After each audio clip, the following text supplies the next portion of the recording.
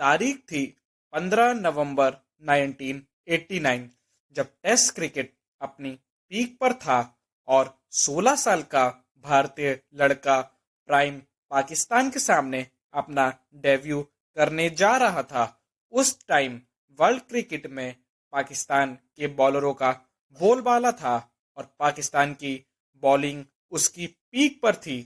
पाकिस्तान की bowling lineup में शामिल थे वसीम अकरम, वकार यूनिस और इमरान खान जैसे बॉलर्स। लेकिन उस टाइम किसी को ये पता नहीं था कि ये भारत का 16 साल का लड़का जो पाकिस्तान के सामने अपना डेब्यू मैच खेलने जा रहा है, वो आने वाले टाइम में क्रिकेटिंग हिस्ट्री का सबसे बड़ा बैट्समैन बनेगा। India Pakistan test match 1, Sachin got out on 0 and 7. India Pakistan test match 2nd, Sachin scored only 12 runs. India Pakistan test match 3 and Sachin was dropped. 4th test match India का score 25 four 5। और फिर batting करने आते हैं 16 साल के सचिन तेंदुलकर और bowling and पर होते हैं 160 की स्पीड पर कॉन्टिन्यूसली बॉलिंग करने वाले वकार यूनिस। फर्स्ट बॉल सचिन के बिल्कुल पास से निकली। सेकंड बॉल बाउंसर और सचिन ने हुक करने की कोशिश की, लेकिन बैट का एज लगा और बॉल सीधा सचिन की नाक से जाकर टकराई और सचिन सीधा जमीन पर। नाक से खून बहुत ज्यादा निकल चुका था और पूरी शर्ट खून से सन गई थी। डॉक्टर आए, उन्होंने बर्फ से सिकाई की और मेडिसिन दी और सचिन से कहा कि आप हमारे साथ ड्रेसिंग रूम चले क्योंकि आप अब खेलने की हालात में नहीं है। लेकिन फिर एक आवाज सुनाई देती है, मैं खेलेगा, मैं खेलेगा। और फिर सचिन खड़े हुए और बैट थाम लिया और बॉल फेस करने को तैयार हो गए। और यही इंटेंट आज के युवाओं में नहीं दिखता है। अगर आज के प्लेयरों की एक नस भी खिंच जाती है तो वो सीरीज या मैच से रेस्ट ले लेते हैं। और वहीं एक वो प्लेयर था जो कि खून से लथपथ था, फिर भी अपने देश के लिए खड़ा हो गया। फिर नेक्स्ट बॉल वकार यूनिस ने सचिन को डाली 160 की स्पीड पर और सचिन ने स्ट्रेट ड्राइव खेली और चौका। और फिर उस ओवर में सचिन ने 2 बाउंड्री मारी और सचिन का स्कोर उस मैच में रहा 67 नॉट आउट। और फिर वहीं से शुरुआत होती है द मास्टर ब्लास्टर की क्रिकेटिंग जर्नी की। अपने पूरे करियर में सचिन ने बहुत से प्राइम बॉलरों को फेस किया, जैसे Waqar Younis, Wasim Akram, Shane Warne, Muttiah Muralitharan, Brett Lee, Shoaib Akhtar और भी बहुत सारे। लेकिन कभी भी सचिन ने इन बॉलरों के सामने ज्यादा स्ट्रगल नहीं किया। वहीं एक आज के टाइम के इंडियन टेस्ट प्लेयर हैं जो कि एजाज खान, मिचेल सैडनर और part time bowler Glenn Phillips की बॉलिंग पर आसानी से अपना विकेट दे दे रहे हैं। जहां एक टाइम पर इंडिया अपनी स्ट्रॉन्ग टेस्ट बैटिंग लाइनअप की वजह से जानी जाती थी, जिसमें शामिल थे सौरव गांगुली जो कि one of the test batsman हैं जिन्होंने टेस्ट क्रिकेट में 10,000 से ज्यादा रन बनाए थे। अब तक विराट ने भी इस माइलस्टोन को अचीव नहीं कर पाए हैं। फिर दूसरे नंबर पे आते हैं राहुल द्रविड़, जिन्होंने अपने टेस्ट कैरियर में 13,000 से ज्यादा टेस्ट रन बनाए और 36 टेस्ट सेंचुरी भी लगाई थी।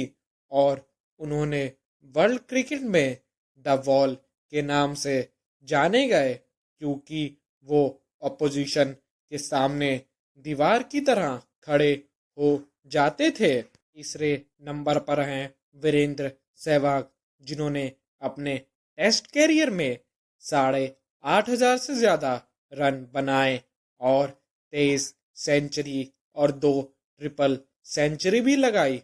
और एक और बहुत उम्दा प्लेयर थे वीवीएस लक्ष्मण, जिन्होंने अपने कैरियर में 8,500 से ज़्यादा रन बनाए और 17 टेस्ट सेंचुरी भी लगाई थी। उस टाइम पर टीम इंडिया एक टीम की तरह खेलती थी। अगर एक बैट्समैन नहीं चलता था तो दूसरा ज़रूर चलता था। और एक आज की टीम इंडिया है जो कि कभी ऑस्ट्रेलिया में जाकर 36 पर ऑल आउट हो जाती है तो कभी इंडिया में रहकर ही 46 पर ऑल आउट हो जाती है। उस टाइम पर सहवाग एक ताबड़तोड़ शुरुआत देते थे। सौरव गांगुली स्कोर को चलाते थे। द्रविड़ दीवार की तरह डटकर खड़े हो जाते थे। सचिन शतक पर शतक लगाते थे और वीवीएस लक्ष्मण टीम को एक बहुत अच्छा फिनिश देते थे। और साथ ही हरभजन, जहीर और अनिल कुंबले अपनी तेजतर्रार गेंदबाजी से अपोजिशन को ढेर कर देते थे। वहीं अगर अब आज के प्लेयरों के लास्ट 6 टेस्ट इनिंग के स्टैट्स देखें तो रोहित शर्मा ने लास्ट 6 टेस्ट इनिंग में कुल 91 रन बनाए हैं विद एन एवरेज ऑफ 15। जहां ओपनर का काम होता है अपनी टीम को एक अच्छा स्टार्ट देना, वहीं रोहित है जो कि स्टार्ट तो छोड़ो बल्कि खुद कैप्टन होके अपनी ही टीम को प्रेशर में डाल के आउट हो जाते हैं। जायसवाल ने अपनी लास्ट 6 टेस्ट इनिंग में 228 रन बनाए हैं विद एन एवरेज ऑफ 38। वहीं अगर हम शुभमन गिल के स्टैट्स देखते हैं तो उन्होंने लास्ट 6 टेस्ट इनिंग में कुल 189 रन बनाए हैं विद एन एवरेज ऑफ 31। और फिर हम the legend, the goat, the king Virat Kohli की लास्ट 6 टेस्ट इनिंग के स्टैट्स देखते हैं तो उन्होंने कुल 93 रन बनाए हैं with an average of 15.5। Virat की last test century West Indies में आई थी साल 2023 में। और उसके बाद विराट ने एक भी टेस्ट सेंचुरी नहीं लगाई है। और अगर हम विराट के लास्ट 5 साल का टेस्ट स्टैट्स देखते हैं तो उन्होंने कुल 2 सेंचुरी लगाई हैं पिछले 5 साल में, जो कि साफ साफ एक बहुत बड़ा रीज़न है इंडिया का बार बार टेस्ट में फेल होने का। आखिर कब तक इंडिया अपने लोअर ऑर्डर बैट्समैन जैसे ऋषभ पंत, अश्विन और जडेजा की बैटिंग पर डिपेंड रहेगी? ऐसा कहना सही नहीं होगा कि सभी लोग परफॉर्म नहीं कर रहे हैं, बल्कि कुछ ऐसे भी प्लेयर हैं जो कि कॉन्टिन्यूसली परफॉर्म कर रहे हैं, जैसे ऋषभ पंत, जिन्होंने अपनी लास्ट 6 टेस्ट इनिंग में 261 रन बनाए हैं विद एन एवरेज ऑफ 43.5, जो कि सबसे ज़्यादा है इंडियन टेस्ट एक्टिव प्लेयरों में। वहीं अगर हम अश्विन, जडेजा और सुंदर की लास्ट टेस्ट इनिंग देखते हैं तो अश्विन ने लास्ट 6 टेस्ट इनिंग में 9 विकेट ली हैं। जडेजा ने लास्ट 6 टेस्ट इनिंग में 16 विकेट ली हैं। और वहीं सुंदर ने लास्ट 4 टेस्ट इनिंग में 16 विकेट लिए हैं। न्यूजीलैंड के खिलाफ 3-0 से टेस्ट सीरीज हारने के बाद इंडिया ने बहुत सारे रिकॉर्ड बनाए। रिकॉर्ड नंबर 1 लास्ट बार इंग्लैंड थी जिसने इंडिया को इंडिया में टेस्ट सीरीज हराई थी, वो भी 12 साल पहले जब कप्तान थे MS धोनी। उसके बाद विराट की कैप्टेंसी में इंडिया में कभी भी टेस्ट सीरीज नहीं हारी थी। रिकॉर्ड नंबर 2 इस टेस्ट सीरीज से पहले न्यूजीलैंड ने इंडिया में कभी भी कोई टेस्ट सीरीज नहीं हराई थी।